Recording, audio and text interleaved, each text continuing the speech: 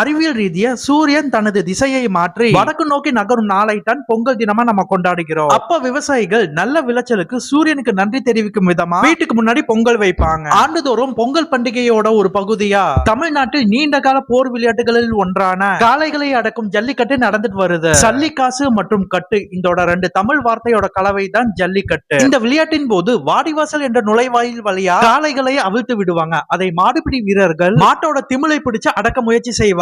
இதில் ஜெயிக்கும் மாடுபிடி வீரர்கள் மற்றும் காளைகளுக்கு ஏராளமான பரிசுகள் வழங்கப்படும். மொத்தம் 3 வகையான ஜல்லிக்கட்டு நடக்கும். முதலாவது வாடிவாசல் வழியா அவிழ்த்து விடும் காளைகளை அதோட திமிலை பிடிச்சு அடக்க முயற்சி செய்வாங்க. இரண்டாவது இங்க காளைகளை நேரடியா மைதானத்துல விட்டுருவாங்க. அந்த காளைகளை வீரர்கள் அடக்கணும். மூன்றாவது 15 மீட்டர் நீளமுள்ள கயிற்றை கட்டி காளைகளை விட்டுருவாங்க. அதோட கொம்புல கட்டின பையை எடுக்க முயற்சி செய்வாங்க. அல்லது 15 மீட்டர் இல்ல 30 வினாடிகள் மாட்டோட திமிலை பிடிச்சிருந்தா அவங்க வெற்றி பெற்றவராக அறிவிப்பாங்க. பிடிச்சிருந்தா சப்ஸ்கிரைப் பண்ணுங்க.